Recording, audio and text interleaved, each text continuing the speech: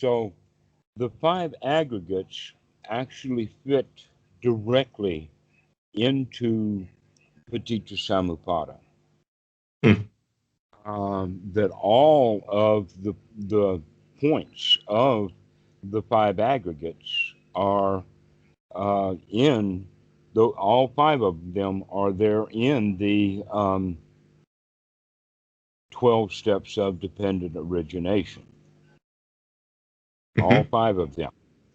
And that they're spoken of distinctly as an introduction to Paticca Samuppada, because basically what we're looking at with Paticca Samuppada as a teaching is to understand how the mind works, and how the mind works to get us into selfishness, or what is then the self. And one of the ways that we can think about it is that perhaps one of the problems with Western Buddhism, and most specifically with that, is the translations of the words. That the word anatta and atta um, is translated into English as self and no self. And that's kind of confusing in English because we already have a whole sophisticated set of definitions for the word self. Yeah, when I guess I first heard about those, it made me think of like no self was like annihilation, or like the absence of like basically anything. But it seems like from reading about Buddhadasa, it's more like absence of ego. Well, even the word ego is very problematic. Oh, okay. And the reason for that is because when we use words like egotistical or egocentric, we're miscommunicating what Freud's use of that word was. Mm-hmm. That Eric Berne really was able to put some intelligence into that by relabeling it from ego into the word adult. Oh, okay.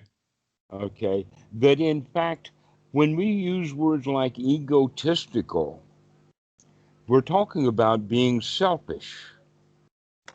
And that basically what we're talking about on a scientific level is we're talking about the base underlying tendencies or the instincts for preservation. In other words, they're fear motivated. Mm-hmm. So, um, Freud uses the word id for that. Okay. Ego, superego, and id. Berne turns into parent, adult, and child. And so, if we were going to be using the language correctly, we would have never had the word egotistical. We would have had id-tistical. Id-tistical? Yeah, okay. Right. Because it's the id, or what. It's the lack of, Freud, or it's like the stuff that makes us an adult. It's like the worries about society, like the conditioning, and all of that stuff. no, the adult is that which can see clearly. The adult is that which can see clearly. Can see clearly. Okay. The adult in the room. They talk about it like that. Who's the adult in the room? And they mean that in the sense of in politics, when Trump is having one of his rants, is everybody going to play along with him, or is there going to be an adult in the room? Yeah. Okay. What do we mean by the adult then is that which can see clearly. In the human brain, that would be the frontal cortex. The things that we can see clearly that give us our technology, dogs don't even have that kind of brain. Yeah. But they've got another kind of brain that we don't have. Their hearing is much better than ours, and their nostrils or their sense of smell is far superior to ours. But we have something they don't have, and that's the ability to see, to put things together, to see things over time. And so to make connections. Mm-hmm. Uh, what do you connect the dots? That's a good one. Okay, so that's the adult. That's the adult. And is that the self? No, That's the no no, the self. self is the id. Okay, the That's self the is the it. child. It's the deeper nature. It's our instinctual behavior. Gotcha. Okay. Yeah. It's represented in the anterior cortex. Excuse me, anterior means up here. It's the posterior Okay, cortex of so the that's brain. like our reflexes. That's our like knee-jerk reaction, like our It's not just a fear. knee that Like jerks. yeah, that's like the yeah, okay. And then we have the no self is the adult in the room who can see clearly. hmm Okay, yeah, gotcha. That makes sense. Okay. So um, the all of the problems of life come from the fact that we don't see things clearly, but we go on what we would call automatic pilot, or we do the things the way that we have been doing them. We do Mm-hmm. things habitually, but those habits were set up ignorantly, just following our instincts. Mm-hmm. The children, when we're first born, we, even as we're still developing the human brain, we still operate totally on instinctual behavior. Yeah. And that sometimes that instinctual behavior will keep us alive. An Mm-hmm. example of that is that the mother deer just died and her doe does not have breast to feed on, but his instincts will tell him that water is what he needs. Yeah. Yeah, like Okay, thirst. Yeah. exactly. So um, we operate by instincts. We live by instincts, and we mess our lives up thoroughly, instinctually. Why? Because we're not getting all of the data that we need to put things together to see where things really are. You could go so far as to say that in the ancient times, way back when, 100, 500 million years ago, 500,000 years ago, that the human brain was developing for the context that it lived in at that time. Mm-hmm. The human brain is not really ready for the present day society with all its sophistication if we're going to operate purely by instincts. Instincts would have done just fine 500,000 years ago. There was not much intellectual stuff to put together. Mm-hmm.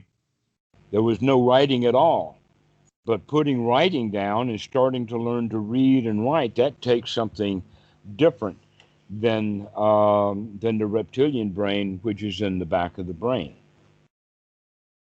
All right. So if we operate instinctually, we're going to be able to operate very quickly. In fact, this is what we call reflexes that sportsmen try to develop. They try to develop high-speed reflexes so Yeah. that he can catch that ball that's being thrown at him if he's in baseball, or he can catch the arrow that shot at him if he's a warrior. Sure. And it's Right? all built into your like reptilian brain or like the And it reflex. operates fast Yeah, it's automatic. because it's automatic, but it's often wrong. Yeah, But there's it also times when can be that's not a good trained. response. Yeah. Pardon? Yeah, there's times when like the automatic response is not the good hmm option. Like anger or fear is often not the right response. Yeah. Okay. An example of that, you're tooling down the road, you're driving down the road, and you see the red lights and the siren behind us. If we are operating by instinct, then we see that situation as there is a predator.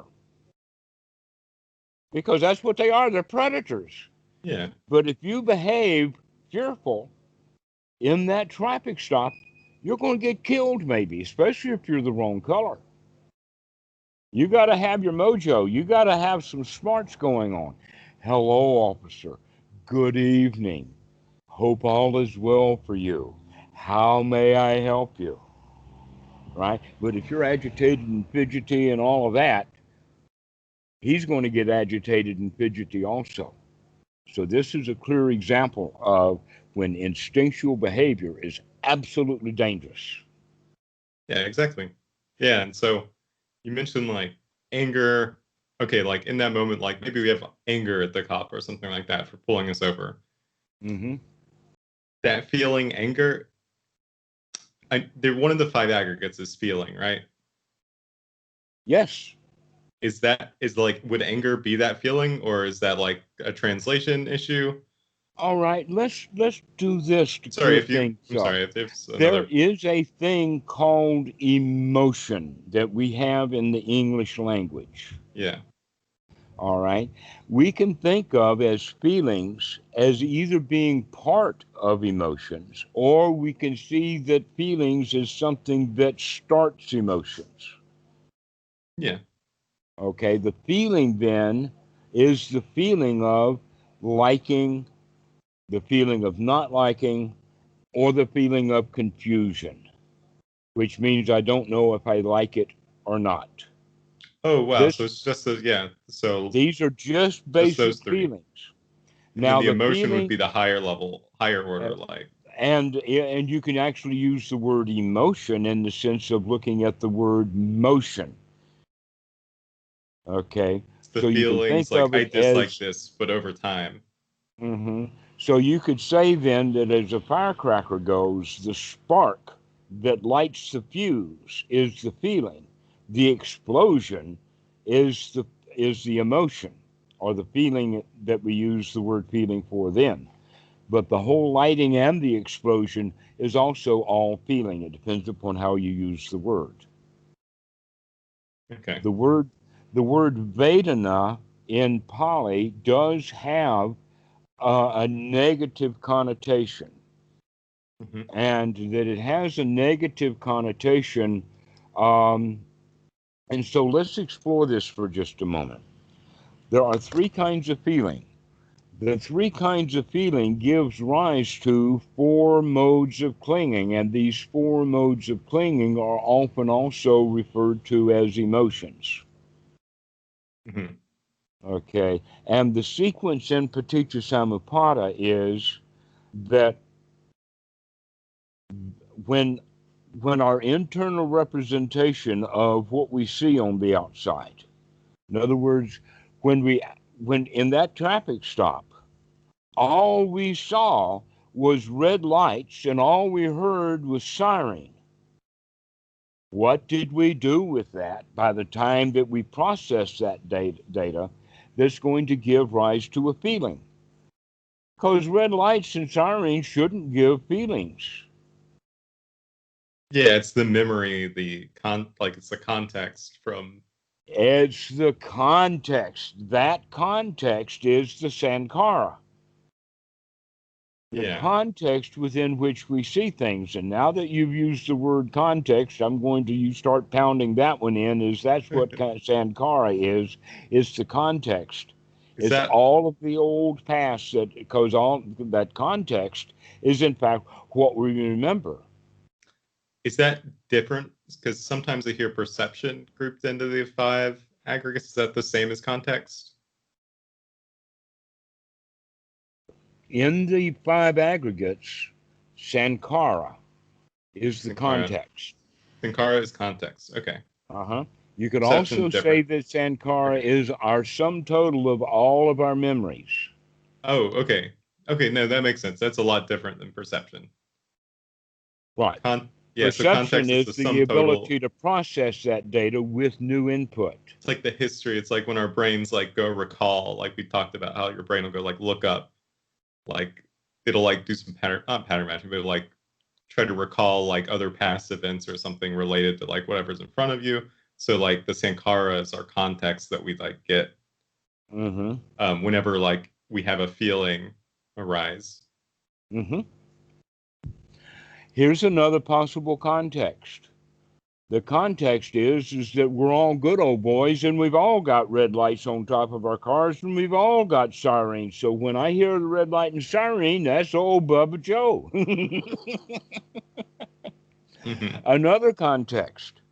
Let us say that you were the daughter of a policeman and that you hold policemen in high regard.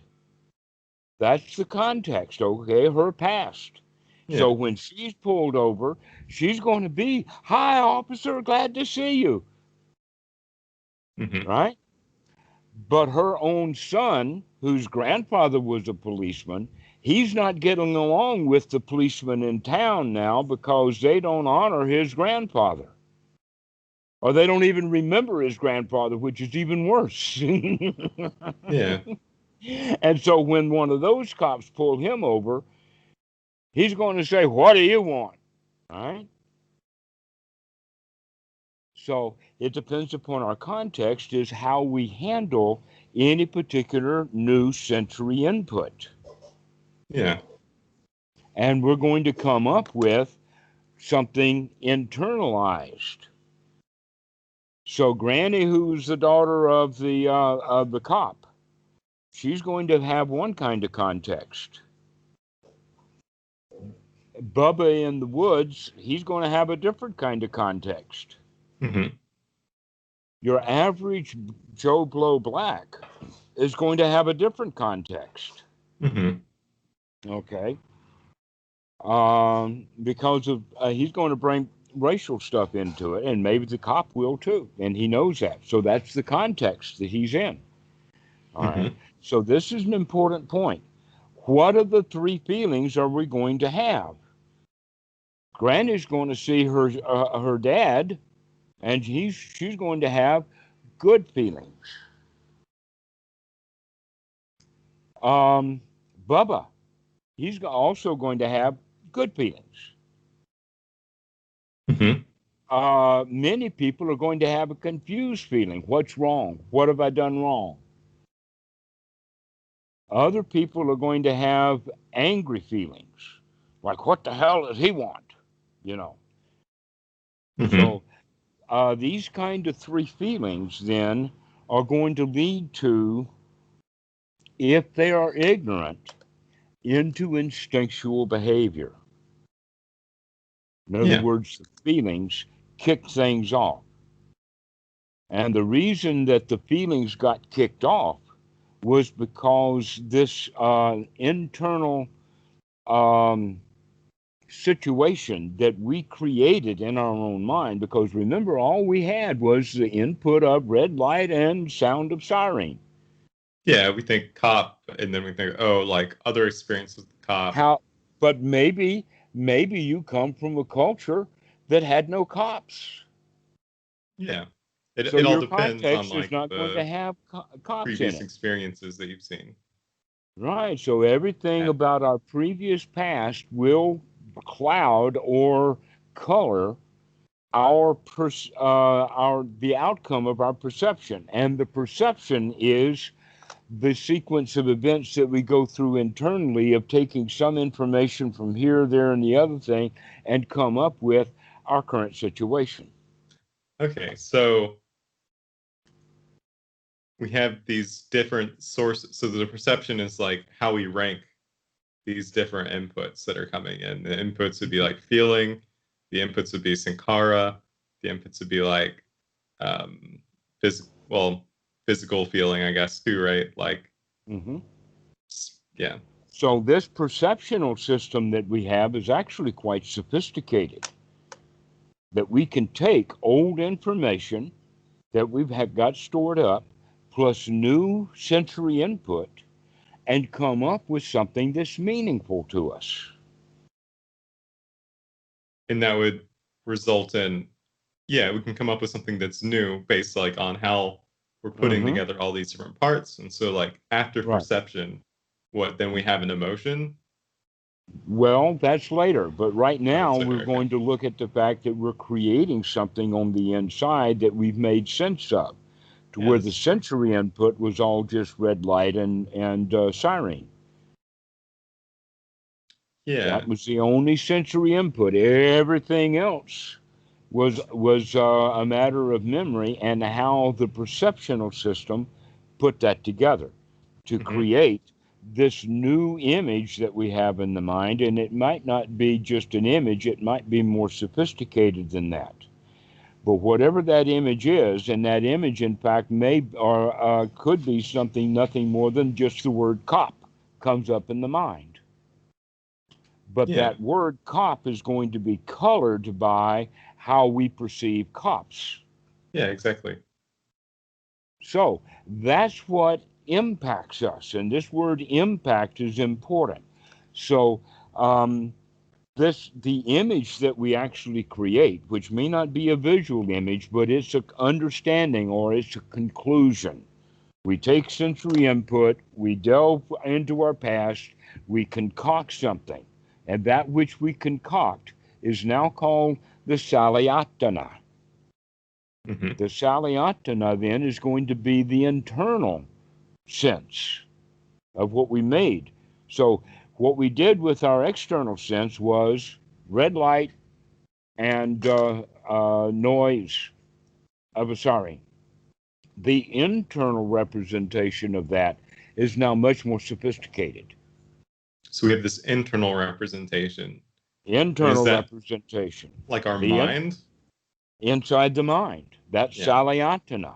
Okay. Okay, and that is what impacts us. Salyantana. Okay. That's what impacts Okay. us. That's the image that we get out of like our perception plus these other Hmm. inputs.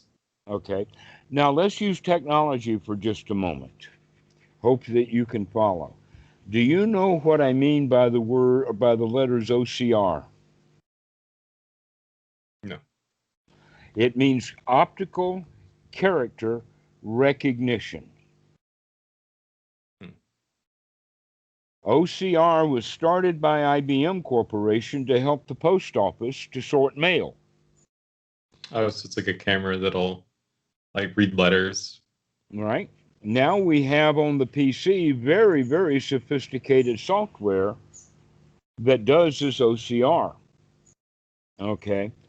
Basically, what we're talking about is optical character recognition means that you take an image with a camera or with a scanner and create an image. But that image is just pixels. Yeah. And if that image is pixels, then any text that's on there is pixelized text. Hmm.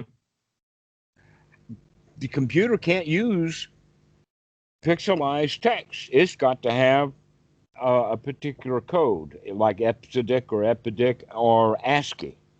The PCs use ASCII code. They don't Hmm. use Bardo and some of the other coding systems that I know of.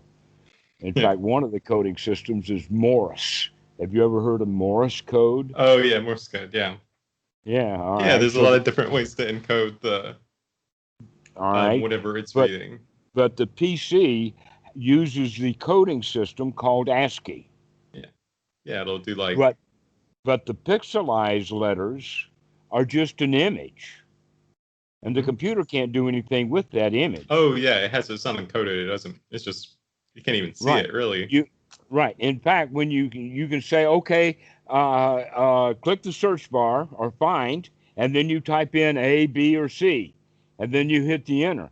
But all you have on on the screen is an image. Yeah. You cannot find the A, B, or C on that image Hmm. unless you put that image through OCR, optical character recognition. Hmm.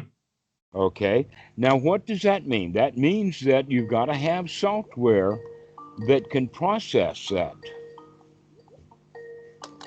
And you have to have a database One of the things in that database would be mostly what's in the database is fonts. For Yeah. instance, if you've got Cyrillic text, then you need a Cyrillic font system.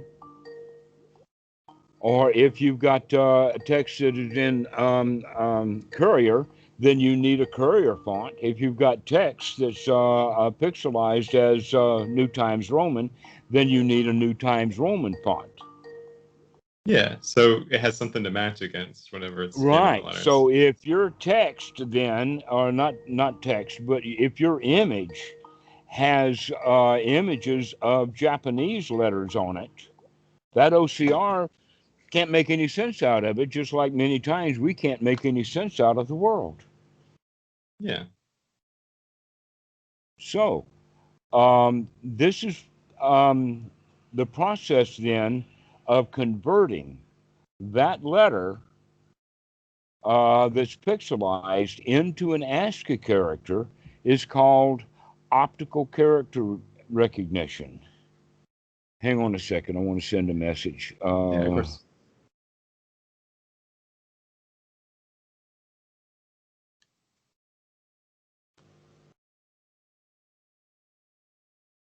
Okay, so we're back. All right. So this OCR software, then its job is to convert that image into text. The actual software that's doing that conversion is our analogy of perception. And the Sankara is the analogy of the font database, and the sensory input is the image. Okay, so we have sensory input.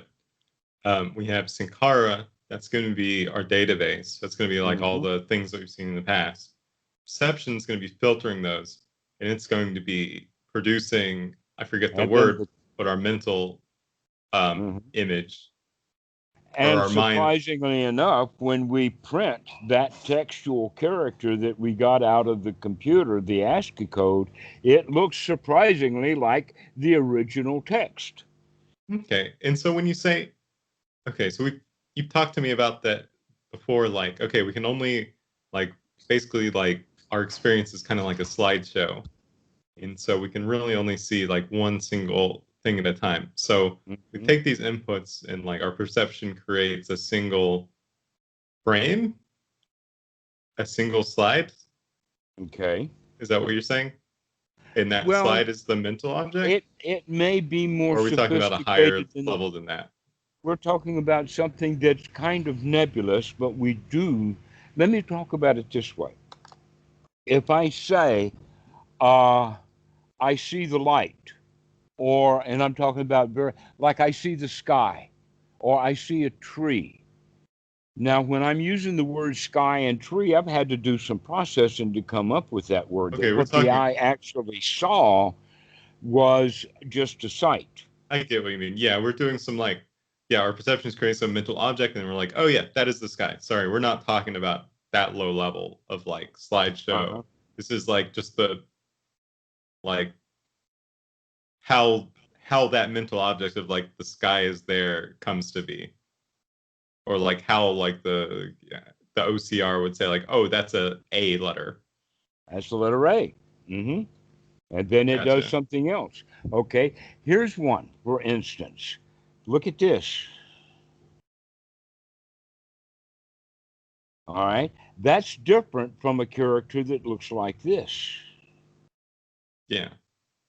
All right. How is the computer going to know whether that's an 8 or it's an infinity sign? Means the context that it's in. Yeah. Okay. Context and cars. So it's like, oh, like I'd notice like, oh, it's sideways, like because of like, I don't know, because of my past experience when I see it like that sensory input in that order.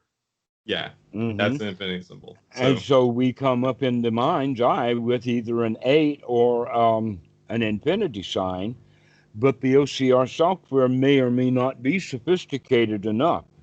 In other words, if all you have is the infinity sign and yet you rotate it and it becomes an 8, then the software doesn't know what to do with it. Is it an 8 or is it an infinity sign? The answer to that is if there are any other characters on that page to help give some orientation, then the software will be able to figure out to turn the page that it's not an infinity sign, it's an 8 because it's followed by a 2. Yeah. Oh, yeah, that makes sense. Yeah, it all depends on context and like All right. perception, the So lens that we look at it this through. is, and so the software that can take and shift that thing is quite sophisticated. Hmm. Very sophisticated software, this thing we call perception, so that Yeah. we can take stuff out of the database and make sense out of it. Yeah. The making sense. So back to the seeing now. I can see that. And there's a difference between that and I see what you mean.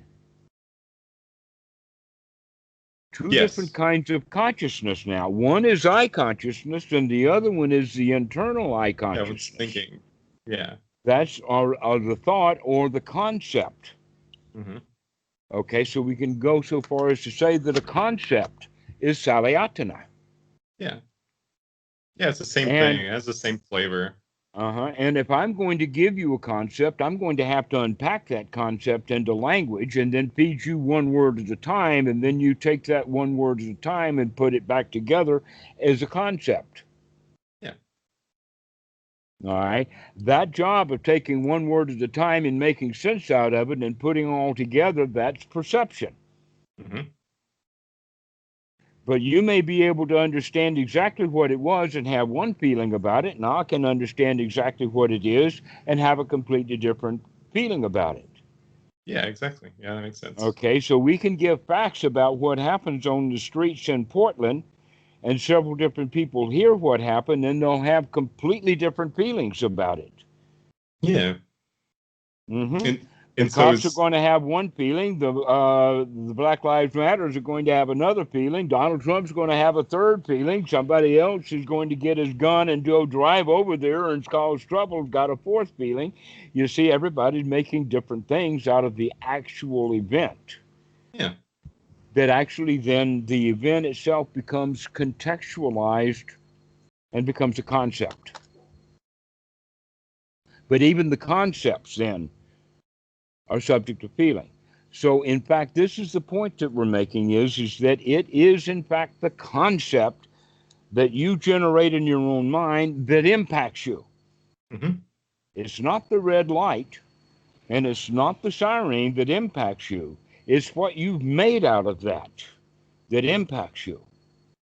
Okay? That impact can sometimes be very weak and it sometimes can be very strong. It can be very forceful.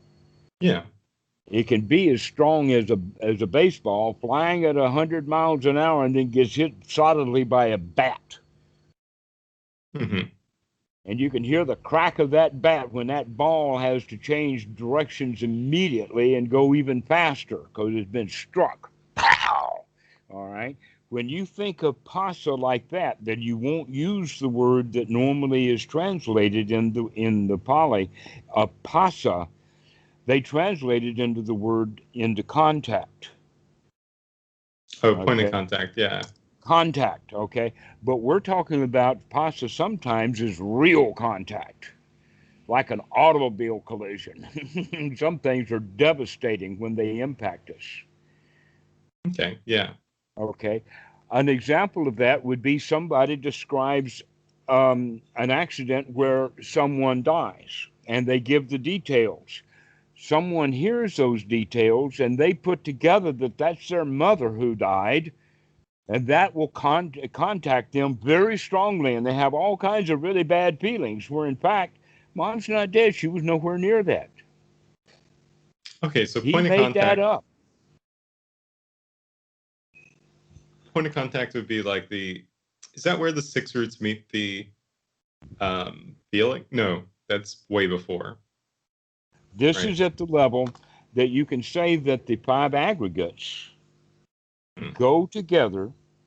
The body, including the eyes and the contacts that we make, the feelings that we have, our ability to perceive things, and um, the feelings that arise, there's no self in there. But the feelings that arise out of that perception is because what we perceive impacted us, caused us Mm-hmm. to have feelings. Sometimes those feelings are very strong, but the feelings are only of three kinds. And that is the feeling of I like it, the feeling of I don't like it, and then the feeling of confusion. I'm not sure if I like it or not. Now, in the Pali, this is actually part of the Pali language, and it's all just one word. Uh, uh, uh, uh, Dukkha Sukha Vedana. Mm-hmm. All right, and that is it would be better translated as neither good nor bad feelings, but the wrong translation is to translate this as a neutral feeling. There's It's no not such neutral. thing as a neutral. It's not. It's Okay. not neutral. It's like when the ball is in the air, we don't know whether it's going to go into the bleachers, whether it's going to go into right field, or is it going to go out of bounds? Where's the ball going to go? We don't know. Okay. So just So to make sure everybody's I didn't mishear you. So you're saying like, okay, we have like these, we have some inputs that goes through like perception, that produces like like a something in our mind, like a not a mental mind object because I think that's like another term, but like a that creates like the symbol in our head, and then we have a feeling towards that symbol that's either like neutral or not mhm, neutral. Sorry, it's either confusion, bad or good. right. Let's Okay, make sure that we're using the word confusion there because that's in fact what not neutral. happens. Yeah, because it's confusion. You're Not like, I neutral. don't know, and it's like kind of the seeking, like what is this? Okay, so it can be a very weak feeling and No, but it's always a feeling though. It's always but it's something. always a feeling. And it could be something very strong like, what the hell? That's a different kind of feeling than, but it comes from the both of the source of it is that I don't know. I'm not sure. Okay, yeah. All So yeah, right. we get the yeah. That makes a lot of sense. And so this is the Vedana. We can automatically assume that if we don't like it, because we don't like it, that's already very close or close enough to being unsatisfactory. We don't like it. Yeah, It's unsatisfactory. So without a that's doubt. very quickly able to be seen. What we do when we're confused is we often become doubtful, confused. But if our feelings are wise, then we can change that from a doubtful, confused feeling into the feeling of curiosity, Yeah, leading to investigation. yeah. Okay, and so to start what the hell and draw back and you say, what is that? And that's a different kind of response to that feeling. Hmm. But the feeling is, I don't know. So it's very, very subtle at the bottom level, even if it's very impactful. So it can have a very big impact, but it's also subtle and it happens very quickly. That feeling of confusion can rot into doubt and confusion very quickly if you have no wisdom there. But it can immediately or very quickly become a source of investigation. Yeah. And All so right. that was four of the five, right? And then the one preceding that, would that be consciousness?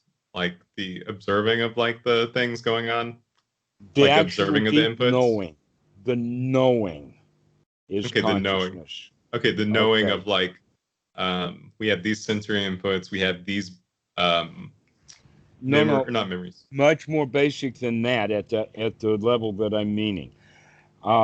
Basically, you could say sight is a kind Okay. of knowing. Hearing is a kind of knowing. What does sight require? It requires one, the eyes are properly functioning, and two, the object that we can see. Okay, I thought there was a difference between like, oh, you mean the actual active seeing. You don't It, mean whatever pops up in our mind. Gotcha. right. This is why we've got a bit of confusion here, is because the word consciousness has two different definitions. It has two different definitions in the way that we're using it. It's got two different definitions in the Pali. Yeah. And Talked a little bit about this last time, and it was, yes, it was confusing. And yet the philosophers who are off into what is consciousness are really only looking at one kind. And we are actually now looking at the other. Yeah, this is the knowing. This is like where the things are happening. The sensory input itself. It's like the screen that things are being projected Going on. back to the OCR, the image is knowing. Gotcha. That makes a lot of sense. Okay, the computer cannot understand that, but the human mind can read that document and put it into context and know it. But for the computer to know it, it's got to be perceived. It's got to go through the OCR. But the image itself is a kind of knowing. Just like your eyes, just because you can see, that's a kind of knowing. That's consciousness. So you have sight consciousness, that means you can see, but you can also say the word, oh, I see now. Now we put it into context, or we put it into a concept. Yeah. So those are the two kinds of consciousness. And the philosophers generally only work with the Salayatana kind of consciousness, the internal representation. Yeah. But we have to understand, no, we've got to take sensory input. We've got to process it. We process it using all our own memory banks, and we come up with something new. And that new then is referred to by the philosophers as consciousness. But we're talking about a deep, that knowing the letters before they've been processed into text. That's consciousness. That's sanya. The Pali word is sanya. And so in that regard, because language itself is sloppy, we can say the actual seeing is consciousness. The perception itself is also consciousness. That which we come up with is consciousness. That which impacts us is also consciousness. And the way we feel about it is also consciousness. We can use the word consciousness for all of those kinds of things. Because why? Because we can know them all. But the first thing that we know is the sensory input. Okay. And then we process it. Once it's processed, that's what impacts us. The original thing, just the red light and just the siren, doesn't impact us. It's what we do with it, how we process it, that comes up with how it's going to impact us. And you can tell by the analogy we had a while ago of being stopped. There's many different ways to respond to the police when they come to the door of the car. Yeah. Okay. And we also have many different ways of dealing with similar situations in real life. Why is that? Because of the past memory that we have. So you can say that this is the time when the self starts to interfere, in the sense that it's our own old memory system. So if we are bringing up things that we were attached to in a selfish way from the past, that will color what we're doing with the present moment. Yes. But okay. We can change our reception, or we can adjust it. We can, but normally we don't. But we can also see, even then, though, when someone has no control over it, but because of the variety of individuals, you'll have a variety of ignorant reactions. But if there is wisdom, then we're going to really limit all of those actions, because many actions and many things that we could do would be inappropriate or unwholesome downright dangerous. Yeah. But if we have wisdom, then we're going to narrow all of that out down to acting only in a wholesome way with that cop.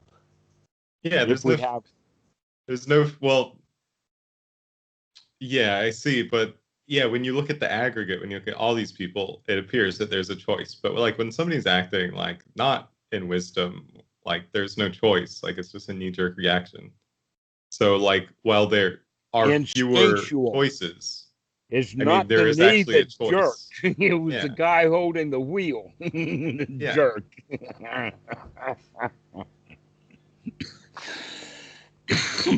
But when you use the word knee jerk, what you're actually talking about is not the doctor who's using that little triangular rubber hammer on your knee, Yeah. checking reflexes. Yeah, and What you're just talking about oh, in the knee jerk is that we have instinctual, yeah, sorry, instinctual, I should very say that fast there. responses. Yeah, our yeah, these automatic processes. Like I don't know, you were talking about how like we are not these things. Like we are not the five aggregates. No. And so like if these things are coming together to like result in some action, then I mean, in a sense, like these actions aren't Mm-hmm. our own. I mean, like, yeah, there's no choice. Okay. So let's step through this just a little bit, going in the ignorant way.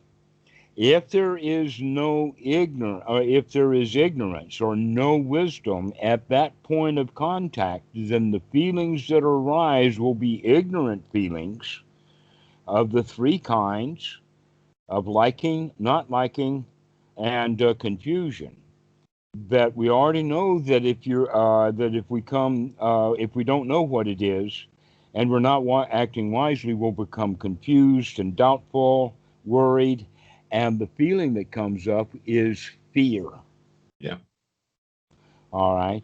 If in fact we don't like something ignorantly, then the not liking, the feeling will grow into trying to get rid of it, Mm-hmm. try to make it go away. For instance, there is a an insect bite on that knee that jerks. But this time it's going to be the hand that jerks. And what does the hand do? It jerks down there to start jerking things called scratching. Yeah. I mean, like a lot of my meditations, like in the past, have always been just like, I want that feeling to go away. Like, I mean, it's, yeah. Yeah, what do we want to go away? It's not necessarily the sensation of the itching bite, it's that we don't like it. Yeah, we don't like it. It should be gone. Like, Exactly. That's it. We don't like it and we want to get rid of it. And the knee jerk reaction, then, if we can continue with that, will be to scratch that itch, which may be very, very dangerous. For okay, so instance, you might, is in that, fact, have been touched, you might have just touched um, a poison oak tree, a poison sumac, uh, poison ivy, and had just a little bit on your skin, on your fingertips, which is not going to cause blisters. But if you take those fingers and scratch a mosquito bite, now you're going to get it really infected with the poison ivy too, or it could okay. be bacteria on your hands. So if you've got an itch, wisdom will say, "Oh, let's get some ointment out and put ointment on that uh, mosquito bite and not scratch it. Yeah, and you don't have Scratching to it is worry about it. dangerous." Yeah, you've taken the action you Okay. can. Okay. So now that we've gotten that going, we'll go and operate with the third one, which is the one that's the most problematical, and that's that we like it. If we have wisdom at that point of contact that we like it, then we'll know that we like it. And done deal. It stops right there. Just Mhm. like we don't scratch, we put ointment on. If Yeah. we don't if we don't understand it, then we investigate. Yeah, there's dispassionate. You want to Uh, be dispassionate towards it. Either way, regardless. Passion. That's the word that has the concept of emotion, is passion. That in fact, the whole word of passion has also to do with that movement of Yeah. going. All right. So if I like something ignorantly, then I'll want it.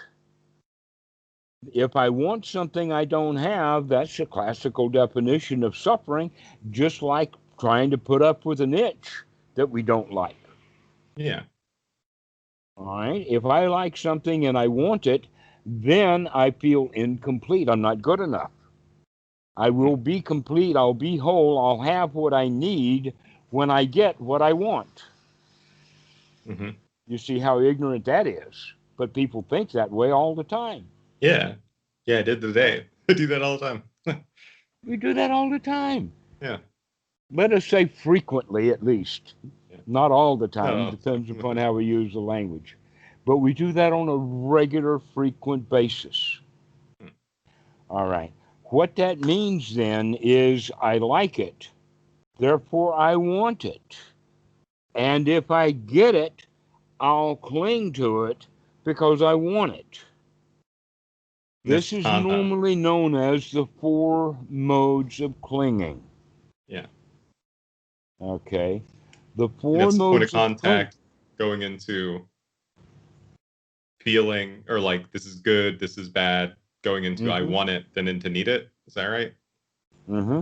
And so, technically, and let us say in English language, classical Buddhism, the four modes of clinging are clinging to the self, clinging to sensual desire, clinging to um, rites, rules, and rituals, and clinging to views. This is the way that you will see that put out in the literature. Yeah. And it's very confusing to look at it that way. Yeah. Another way of looking at these four modes of clinging is to recognize clinging to views is nothing but a manifestation of the territorial instinct. Hmm. The territorial instinct, like the dogs have, they're good to go until something comes into their territory and then they're all barky and everything. Yeah. Okay, when something foreign comes in, we don't want it. This is what we mean by clinging to views means if you give me a view that does not agree with the views I hold, then you're invading my territory. Yeah. Another example of that is racism, tribalism, otherism. Anything that's not here is bad. Mm-hmm. Anything that I don't recognize is no good. I already know everything that I need to know, and anything that comes to me from the outside is suspicious. Yeah, there's a In certain other words, amount of we don't like, know it. You can see, in fact, that feeling of confusion is directly tied to this territorial instinct. yeah. Yeah. So if we don't know what it is, we don't like it. We become confused. We become fearful. Yeah, because there's like some ignorance we don't know, so we have to Mm-hmm. go like come up with a way, like come up with something that explains it and Mm-hmm. then protect whatever like explanation we've come up with because we don't want to be wrong. Mm-hmm. Or I don't know. I mean, I said that kind of wrong, but it's like yeah, there's kind of a cycle or not a cycle, but like you're yeah, you're there's a dang, it's getting late for me. Sorry. But no, I mean I Oh, get what you're saying. all right. Okay. That's the territorial instinct, and we Yeah. cling to views, and with our views, we cling to identifications. We identify, for instance, with Democrats or Republicans, or we identify as Christians, we identify as um, this country that we belong to, we identify with race, we identify with our profession. So yeah, clinging to like the way we feel, like the emotions that are arising, saying like I want this, I don't want that. We've like Mm-hmm. decided that these things should be in our life and those things shouldn't be in our life. Okay. So let's look at another instinct, and that is the instinct that we call it the nesting instinct, and sometimes it's called the herding instinct, the herding mentality, or the herding instinct. Yeah. Okay, in the suttas, we would refer to that as silabata paramasa, which means clinging to or adherence to the way that things should be done. Yeah, the rites and rituals, yeah. The laws, the rules, everything. Yeah. All of our shoulds, all of our wants, everything like that. Now, surprisingly enough, back to Eric Berne and Sigmund Freud, they refer to that as the superego. Hmm. The Buddha refers to it as silabata paramasa, and the scientists refer to it as the herding instinct or the Hmm. nesting instinct. So, this is how it operates. If you don't behave correctly within the herd's going to ostracize you and throw you out.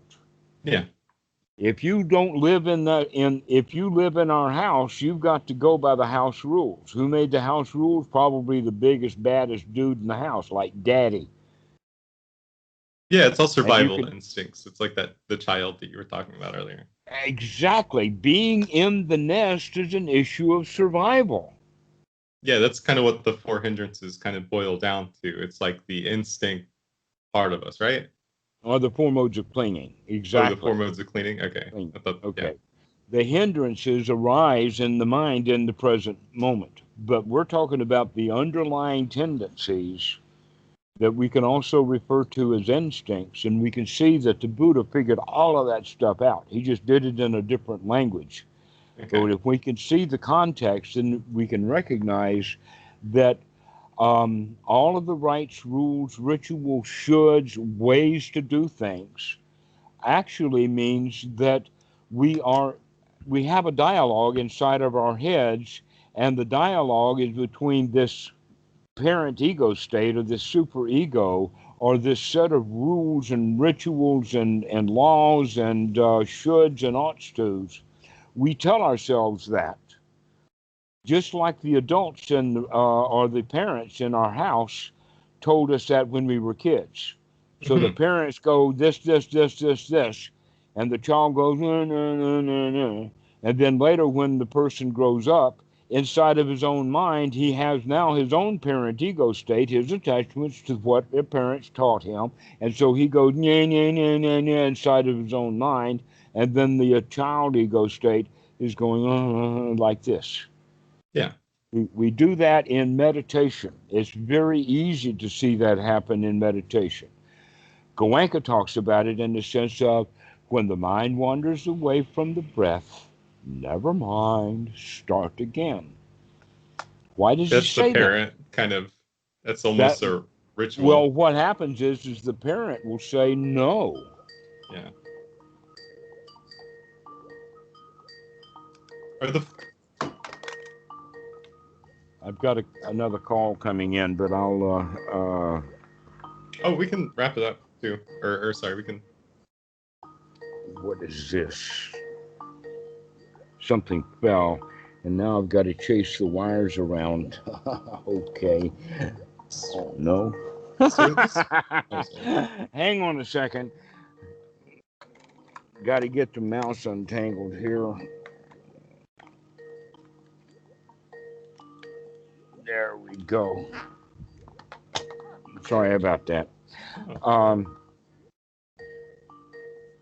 So are the four, oh, sorry, you need that. so, yeah, let's finish off and I can take this next call. Because we've got more to talk about with this. We're not finished with Paticca Samuppada by any stretch of the imagination. So do the We've just four, got so the four modes of clinging, those are all in the 12 links, along with the five right, aggregates. right, and the Pali word is upadana. Okay. And so then Okay, we would just have like what, ignorance and then volatile action or foolish in with action. So, with this four modes of clinging, with this parent telling the child mm, what to do, this child ego state then takes on one of the four references. yeah, The four references also we call the four woeful states. In this case, the woeful state of being an animal. mm, What does the animal do? In the hurt. nesting instinct, the animal has to go along to get along. He's got to do what he's told to do. He can't do what he wants to do. He's got to do what he was told to do. Who tells him what to do? His own memory system, his own clinging to his own set of rules that he built up over time. Mm, In that case, what happens is um, we go into this woeful state means we're reborn into it. yeah. That rebirth into the woeful state is in fact also part of Paticca Samuppada. It's like the birth of the superego. The well, not the birth of the superego, but rather the birth of the instinctual bad feelings. Instinctual The bad feeling. Okay, okay, like the okay, one of the four woeful states. Like the mm-hmm, that is like a birth. right. And so you can say this is the birth of the self. That is the birth of the self that we're talking about. That child Right. that is Right. interested in So when we talk surviving. about anatta and atta, where does atta actually come up to? The atta that is there is a delusion because we think it's me that is in this woeful state, Yes. and that's dukkha. Okay. So in the Pali, it goes from salayatana, the internal representation, then goes to pasa, the impact. That impact then leads to feeling, Vedana. The Vedana then leads to Tanha. Tanha is the wanting. I like it, I want it. The wanting then grows to I've got to have it. Yes. Okay, that I've got to have it then is the clinging, because why do I have to have it? Is because I am incomplete without it, which means now I've been born into the woeful state of the hungry ghost, Yeah, that the gives one us, who can't be filled. and that's the birth and death, or Pardon? that is the birth, right? That's the birth of me. Yeah. Yeah, it's the And birth of I the was self. bared and I was born as me. Let me give this guy a call. He's a new student, and not a Yeah, I call, can. but a Great. message saying that I'll be finished in about 10 minutes.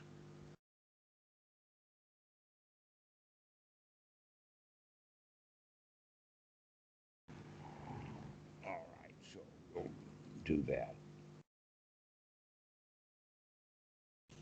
So now that we have this sequence going, we've got Vedana goes to Tanha.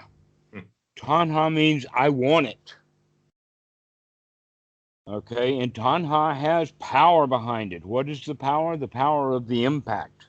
How did this thing hit me? In other words, just looking around, and I see an absolutely drop dead gorgeous girl. Actually, what I see is a girl. The drop dead gorgeous was what I perceived. That's the symbol or like Right. All I the really object saw, in your mind. right, was the girl. The drop dead gorgeous was something I created on Yeah. the inside, and that's part of my salayatana. Because of that, I like what I see. Mm, But if I like what I see, that means that my mind starts burning. What can I do? How can I get her? I've got to go talk to her. I've got to go do blah, blah. You know the whole routine. You've been there, done that. Or you can go to the point of saying, oh, she's very beautiful. I like that. But I don't want her. I'm not going to do anything. I don't really want her. I just like the fact that she spent all of that money and time getting herself all dolled up because she wanted to look pretty. I'll give her that. She looks pretty. But I don't want her. And then that would break that link in the And chain. that breaks it. That's wisdom. Wisdom at that point, I like it, but I recognize that I like it, and that's all. Yeah. That I don't want it. But if I start wanting it, now you can see what kind of trouble we can get into and what bad feelings we can get into. Oh, I That would want her, then I give want her, I want rise her. to In one of the fact, woeful states. the hungry ghost can be called lovesick. Yeah. Lovesick. You know what lovesick is when you want her so bad, but you know that she's not going to say yes, and so you're afraid to go talk to her. Oh, God, it's so... I'm glad that I see through that now, so I don't have to go there. Don't have to be reborn as that hungry ghost just because I like what I see. I'm okay without her. But when I need her, that's when the I comes in. There's selfishness right there. We are literally reborn into a woeful state. If there is no woeful state, then there's no selfishness. Yeah. Ooh. Really? Well, okay, so like there's no woeful state. There can't be like minor forms of selfishness before. Yes, we've already covered that. It depends upon the level of the impact. Okay, so it depends on the level of impact. But if there there would is be wisdom, there could be like a weak hungry ghost or like a... Well, right, exactly. But if there is wisdom at that point of contact, and it doesn't matter what power it has, we're going to direct it in the correct direction. But if we're ignorant at that point of contact, then it's going to wind up in instinct, in ignorance, in trouble, in a woeful state.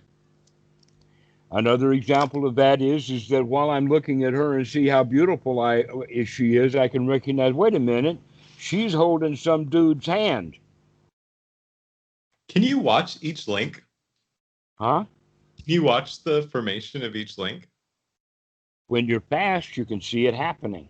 Okay, so you could like watch the hungry ghost or whatever arise. Right. So you need to get your sati fast. At least catch it. You need the sati strong, and you need it fast. Why? Because the instincts are also equally fast. So we need to catch up with them so that we can override the instincts with wisdom. Yeah. And so this is why sati is a skill to be developed, because it has both a power component and also a speed component. So that we can wake up, have wisdom at that point of contact, then we can handle things wisely. And will not wind up being reborn in a woeful state. That makes a lot of sense, because sati, so like, yes, I have decided to wake up, but that fades. So it's like almost like you have to keep waking up over and over very quickly. Like you have the very good frame rate. I don't know if that's a good word. And so you have to keep remembering to wake up very quickly until it's almost continuous. Well, at least unremitting. At least unremitting, yeah. Because I don't know. It keeps coming back and coming back and coming back. Yeah, and then you can kind of see these links, and then you can be like, okay, well, there's one. You can be more dispassionate. You can remove the passion, or like, I guess, depending on what it is, you could apply the right state of mind. Or I don't know how to phrase that. I'm very tired. But yeah, I see what you mean. Thanks a lot for clarifying today. I really appreciate you going through the 5 aggregates. I was a little confused about those. All right. So in Paticca Samuppada, in the Pali, just to finish off, it is Salayatana, Phassa, Vedana, Tanha, thirst, wanting. Yeah. Upadana, that's the clinging. In the point of contact where it like hits, that's like that can hit hard or it can hit soft.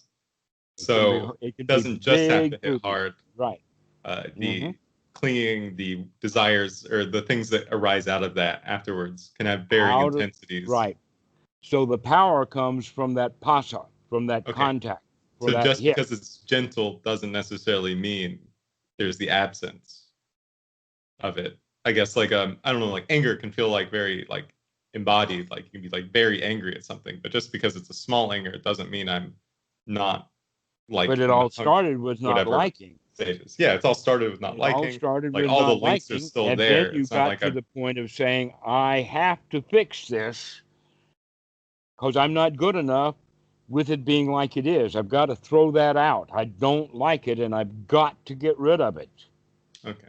That's what winds us up in a woeful state, is because now we have to deal with something we don't want.